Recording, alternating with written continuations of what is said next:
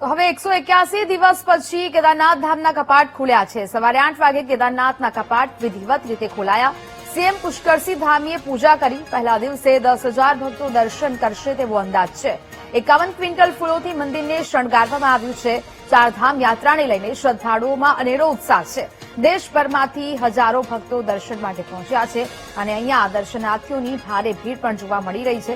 10,000 જેટલા દર્શનાર્થીઓ આજના દિવસે દર્શન કરશે। 51 ક્વિન્ટલ ફૂલોથી આ મંદિરને સુશોભિત કરવામાં આવ્યું છે। ચારધામ યાત્રાને લઈને શ્રદ્ધાળુઓમાં અનેકો ઉત્સાહ છે તે જોવા મળી રહ્યો છે। આજથી કેદારનાથ ધામના કપાટ વિધિવત રીતે ખોલવામાં આવ્યા છે। સીએમ પુષ્કરસિંહ ધામી દ્વારા પહેલી પૂજા છે તે કરવામાં આવી છે।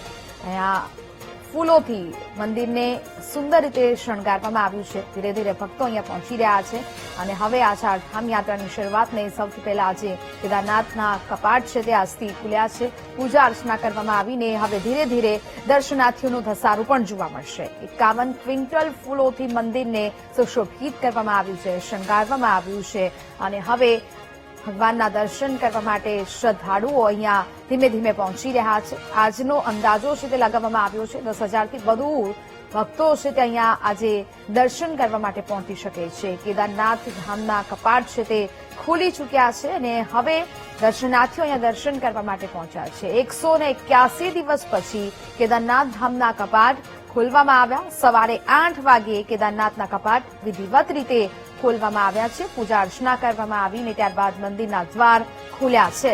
સીએમ પુષ્કરસિંહ ધામી દ્વારા પૂજા અર્ચના કરવામાં આવી।